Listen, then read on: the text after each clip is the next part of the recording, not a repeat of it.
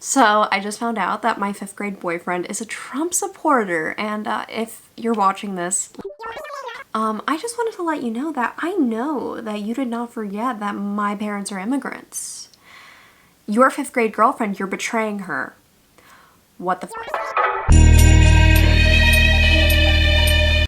Hi, yes, I know that now the outside temperature is now in the 80s and 90s. However, I'm not outside, so I don't want to hear anyone say anything about my turtleneck, okay? I can do as I please. It's not 90 degrees in my room, is it? Okay, do I have anything on my knees? No, they're naked, so mind your business. Okay, so today I'm talking about what it's really like to have immigrant parents, because God, I'm so quirky that I'm the only one that has this type of experience in my life, right? So I know that a lot of my viewers also have expressed to me that their parents are also immigrants and we can relate to one another on quite a lot of things.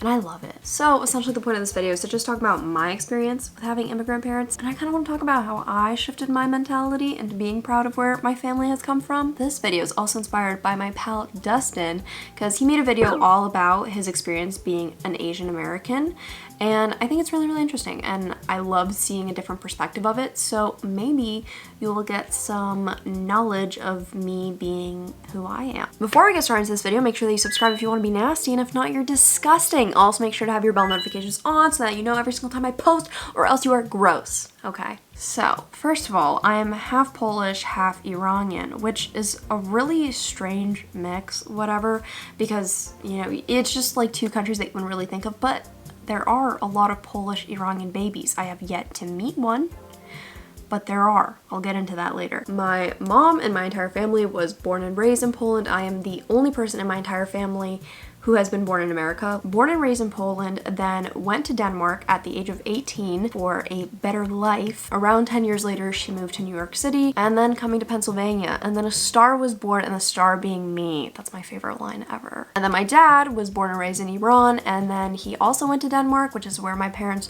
met at a disco. Apparently a lot of Polish and Iranian immigrants came to Denmark because it was kind of like a safety zone while Iran was in shambles and while Poland was in shambles as well. So that's apparently why there's a lot of Polish and Iranian babies. Do they look like me? I want to know. Are we all pale? Like, what's going on? I was much more raised heavier on the Polish side. Like, Polish was my first language. I still speak Polish at home today. Like, Polish was my entire culture pretty much growing up, and still is. And that is something that I definitely struggled with because I don't really have any knowledge about Iranian culture, to be honest, other than the research that I've done myself or what I've been told from my mom. If you're new to this channel, you might not know this, but my dad, he left. My dad left. So basically take all my Iranian side and it's just out the window pretty much, which sucks. Now, growing up in a very, very diverse city, as well as being raised Polish American, not really looking Polish, it was, when I was younger, specifically like very little, I had extremely dark hair, very dark eyes, and super pale skin. Not really the average looking Polish baby.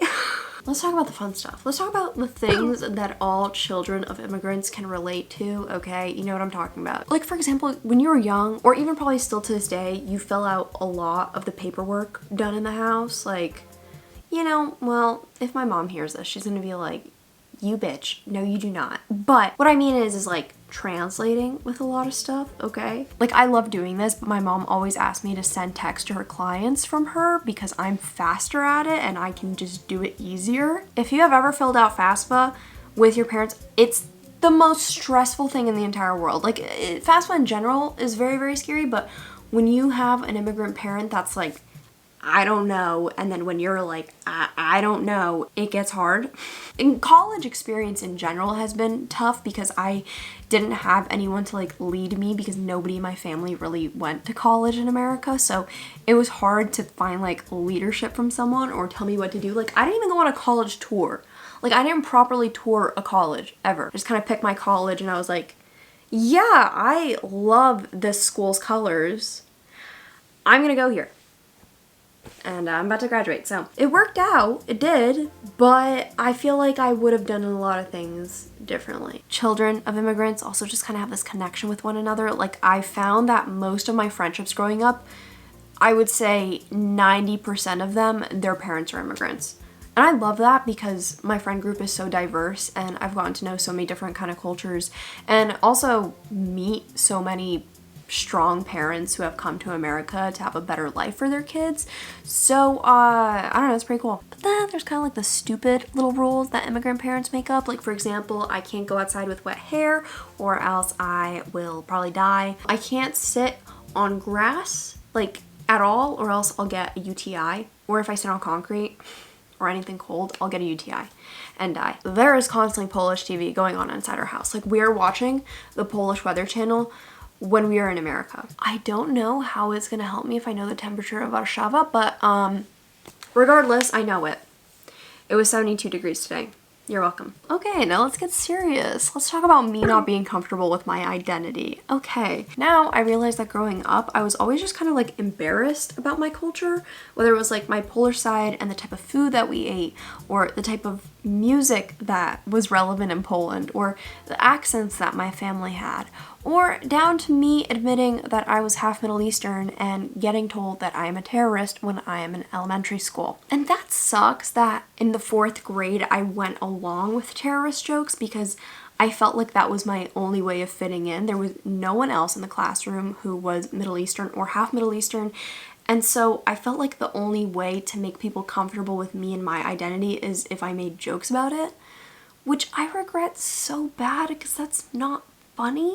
I should have never went along with jokes like that, but I felt like I was so disconnected from it already that I was like, that's not my identity, and it's just messed up. And keep in mind that I went to elementary school not too long after 9/11, and so there came a point where my family told me, like, you probably shouldn't admit to kids that you're half Middle Eastern for the safety of us and you.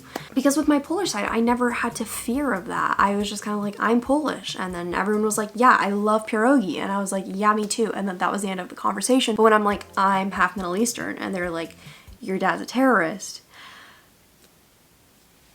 it's fucked up. It wasn't until I got to high school and my best friend went to our rival school and she made a lot of friends with the Syrian community at her school because her rival school just had a very large population of Syrians. And while Iranians don't speak Arabic and Syrians do, I just always kind of felt connected to them in a sense because they were Middle Eastern, but I had absolutely zero way of relating to them. Like, I couldn't hang out with them when I was invited and talk about just Middle Eastern things because I wasn't Middle Eastern enough. And I remember specifically when I was in middle school, a lot of people would tell me, Nicole, you're not white, you're Polish.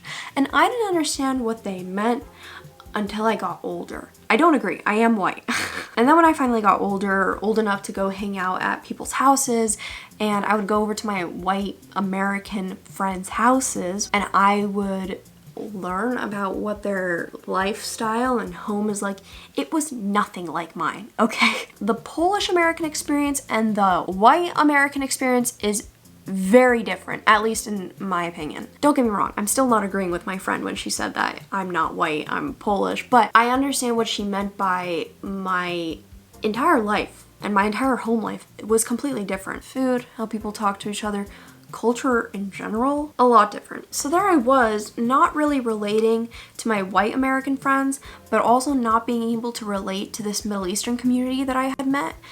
And it was just like, okay, so who am I? Not realizing how special it was what I had in my home life. Now, I remember taking a class my freshman year of college called Politics of Identity in America, where we talked all about identity. It was just like an open discussion class. I kind of hated it because there was this one guy who was, how do you say, a Trump supporter.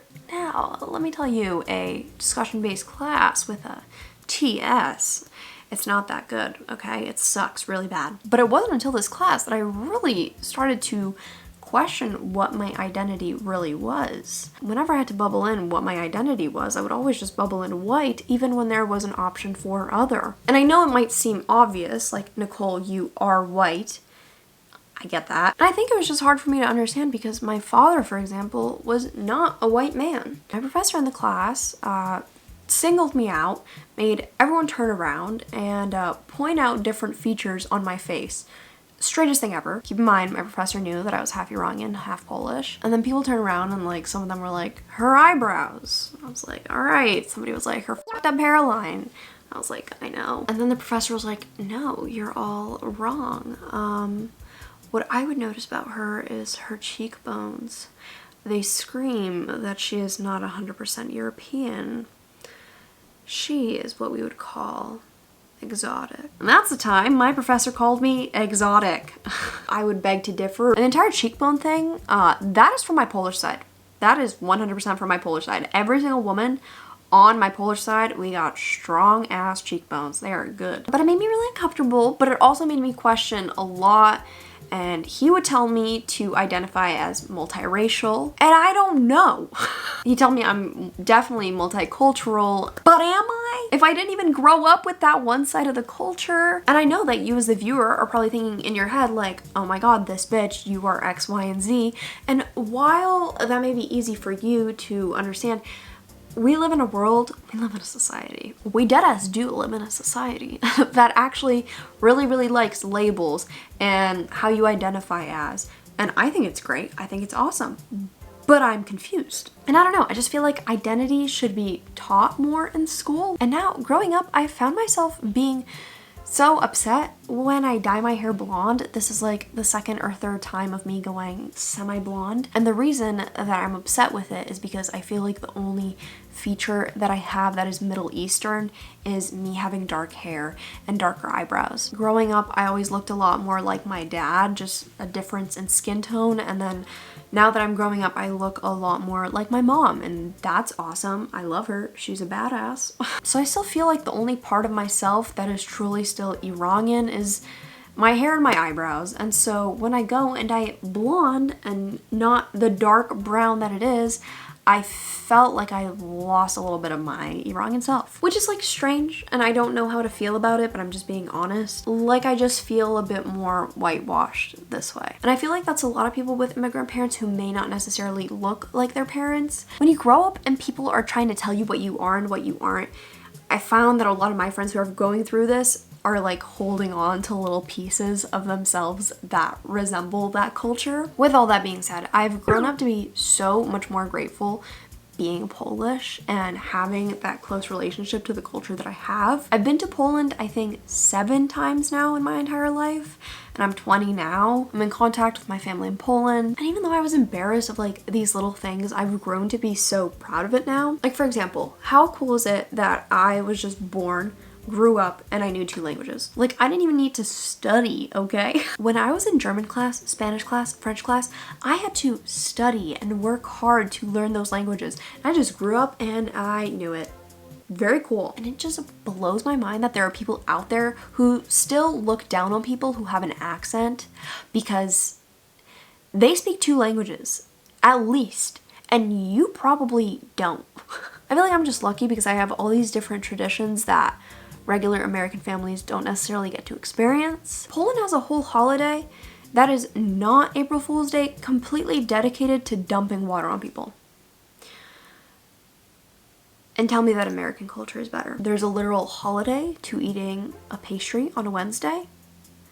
I love it. If you're not aware, the president of Poland is not in support of the LGBTQ+ community, and it is truly taken a hit on Poland. I am going to be linking down below a petition that you can sign, as well as other resources to get yourself more educated and ways that you can help. I know this has really affected some of my Polish subscribers because they have reached out to me and talked to me about it, so I am so sorry for what's currently going on. I hope that after this video, if you weren't aware of it, then you can possibly know a little bit more about what's going on right now. If you didn't know, my role model in life also happens to be a Polish American, and that is Miss Claudia Sulewski. I've been obsessed with Claudia Sulewski for so many years. It's just a coincidence that she's also Polish, but I feel like that's helped in a sense because I've watched her videos for so long, and then even seeing her vlogs of her just being with her family, not embarrassed of them having an accent or just being very open about it, that has helped me so much. And I don't know, she's just like my biggest role model. Like I really, really, really want to be your best friend so badly. And I've talked about this before in another video, but representation is so incredibly important in the media. And I'm not talking about white folks because there's enough of those already in the media, but I'm talking about minorities who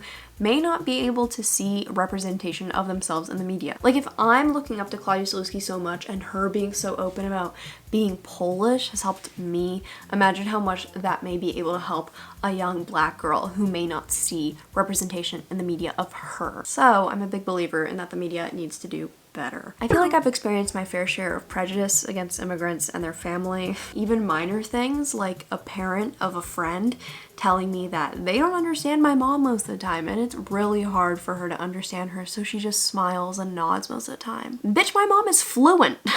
This doesn't make any sense and I just am so angry looking back at that. Try harder. Open your ears. I worked with this really racist kid at my first job ever when I was 15 years old. He was totally into me when he found out that I was Polish because he's Polish too and our families go to the same church. Totally into me, but as soon as he found out that I was Middle Eastern, he told me to go back to my country.